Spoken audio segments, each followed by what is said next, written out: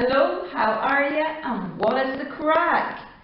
Welcome back to Mystery in Time. If you're new here, my name is Anne and I will be your guide through this case, the Manhattan Well murder. Now if you didn't already know, what we do on this channel, we dig deep into the world's most historical cold cases. Which reminds me, if you guys have a case that you want to get to the bottom of, frazzles your brain a little bit, and you want us to have a wee look at it, pop a comment down below, we'll have a gander, we're at your service.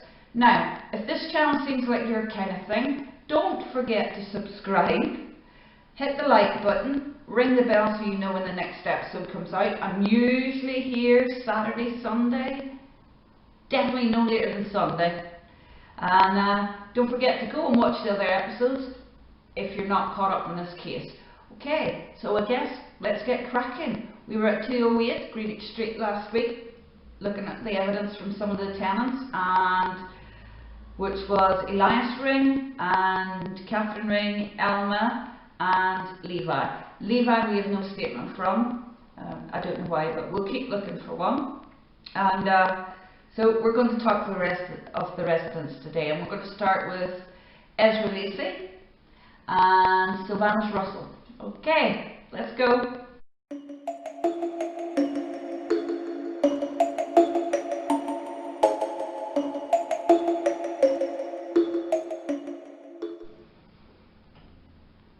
Okay, so Ezra and Sylvanus Russell were both lodgers at 208 Greenwich Street on the night that Elma went missing, and that was on the 22nd of December 1799. Now, a lodger is basically somebody who pays for bed and room only, whereas a boarder would tend to get bedroom and 3, hopefully, delicious meals a day. And Catherine Ring's boarding house catered for both. Now, when Ezra gave his evidence to the court, he related to them that he had only been lodging in the house for 5 to 6 days previous to Elma going missing. So he really hadn't been there that long. Now, on the night that Elma went missing, he was with Sylvanus Russell, and they didn't come into the boarding room or into the boarding house until 8 o'clock that night. And they only stayed in the sitting room for about 15 minutes, and then they got up to leave to go to their respective rooms. At the time, in the room was Elias Ring, Levi Weeks and Elma Sands. Now, Ezra doesn't recollect if Catherine was there or not, okay? But there could be a really simple explanation for that. Also, that obviously puts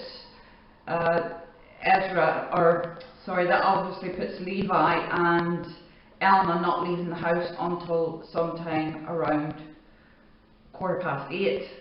That's a slight time difference, but you know, anybody's clock running fast or slow could account for that. It's not really a whole lot to deal with. So that all being considered, we can now put the last sighting of Elma Sands at 8:15, and that makes our timeline look like this. Right, this is our timeline, the Manhattan Well timeline of events, and what we have so far. Now, this is going to start to fill up really quickly, so it looks a bit empty at the minute, but it will fill up really quickly and give you a good picture. Elma was last seen alive at 208 Greenwich Street at approximately 20:15 hours on the 22nd of December.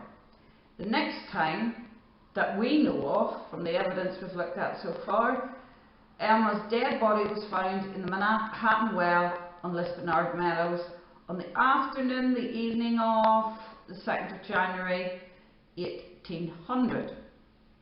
Okay, Ezra went on to say that in his opinion, Levi actually paid far more attention to Hope Sands than he ever did to Elma. Now, this is something that Hope outright denies.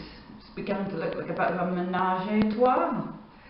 Anyhow, Ezra Lacey further noted that he had overheard Elias threatening to kill Levi, shoot him, some dark night, if he could get away with it.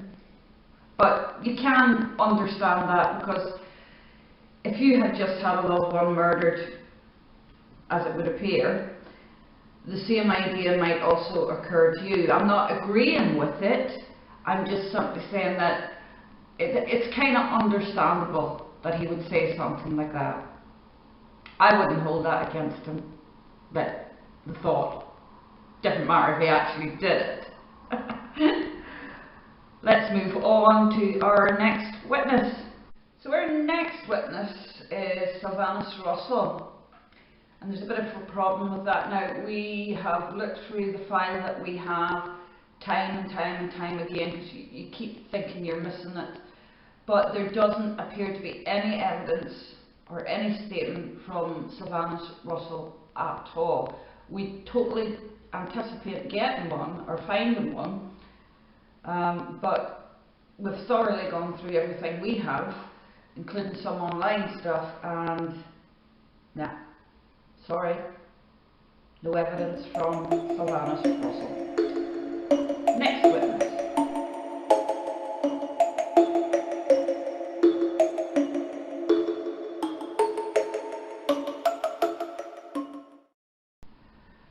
Young William, who was most likely no older than 13 at a stretch, was apprenticed to Levi Weeks at the time, and it was quite the normal thing to do. You see, William's parents or guardians would have transferred legal authority of him over to Levi, who would then have taken on the daily responsibilities for the boy, and in exchange William would have learnt a desirable trade under the tutorship of Levi Weeks. Now, it was also common practice for the apprentice to share a room with his master when in lodgings, and so it was in this case. But if we look at William's statement, we can see that in his opinion, Levi paid as much attention to Hope and Margaret Sands as he did to Elma. There it is again. We've had a couple of witnesses that have said that. In fact, we are also given some insight into Elma and Levi's relationship from young William. He said to William one evening, "You must not think it strange of my keeping Elma's company. It is not for courtship or dishonour, but only for conversation." He then goes on to imply a more intimate relationship between the victim and the accused, but never outright says it. And to be honest, there is nothing in William's statement that proves he was in a relationship with Elma. The observer is merely left with that impression, and moreover I would say that Levi appears more concerned over Elma's disappearance, rather than a man who had brought about her death.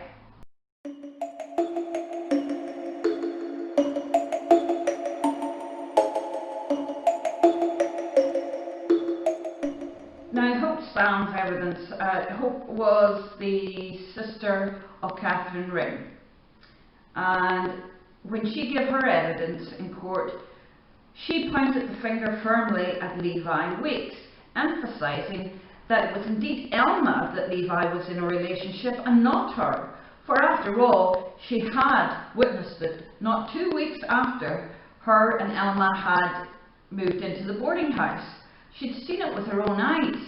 She had discovered them in a locked, darkened room, and Margaret Clark had seen it too.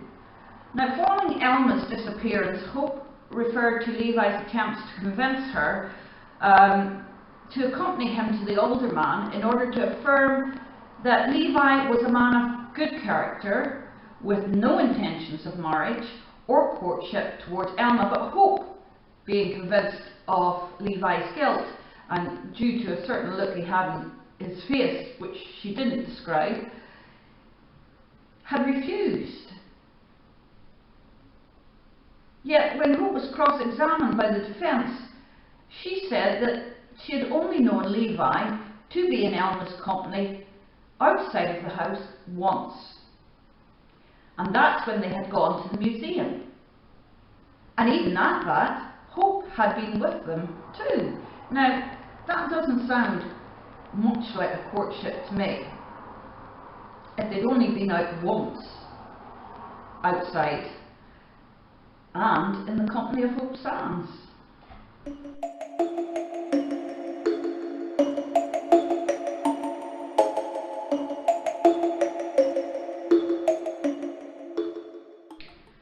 Margaret Clark was resident in the Ring boarding house some 6 months before Levi arrived, and she did leave for one short period to go to the countryside in order, for the same reason really as Catherine Ring, to escape the pressures of the yellow fever epidemic. Now Margaret did confirm that she had on one occasion found Levi and Elma locked in a room together, but that's really all she said about it. That was the Monday evening before Elma went missing. Now, she had only ever known Levi to be in Elma's company one other time, and that was when Elma was sick. But she had thought nothing of it really, because it was in Levi's character to attend to people if they were ill. Now, the interesting thing that Margaret did say was that she felt, in her opinion, that Levi paid just as much attention to Hope Sands as he did to Elma. In fact, she went so far as to say he paid more attention to Hope than he ever did to Elma.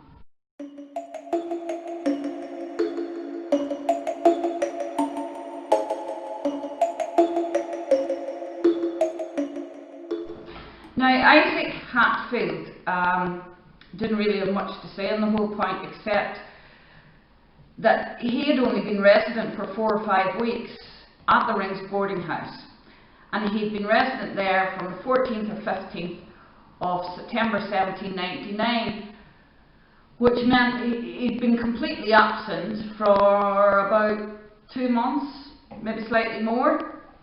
But he did state that during his time there he felt that Levi paid more attention to Elma, so much so that he believed they were soon to be married. He described them as having a relationship of great intimacy, which is why he thought they were going to be married, but he didn't expand on that, and no one asked him to.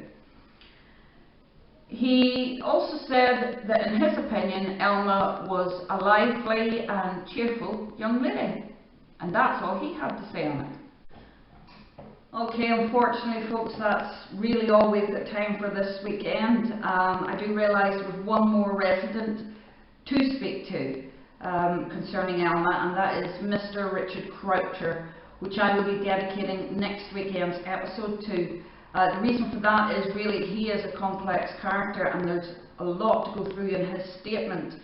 If you want to get a head start on it, don't forget the transcript link is down below. Scroll down, you'll come across his statement, and there is another case that I want to bring into this one that will give us a bigger, better picture of exactly who Richard Croucher was. And last week I did promise you a little tidbit of information about Elias Ring. You remember when Margaret was away in the countryside trying to escape the yellow fever, and she's gone for about 6 to 8 weeks? Well, according to a witness, it would turn out that Elias Ring might have been doing a wee bit of hooking and fiddling with our young Elma.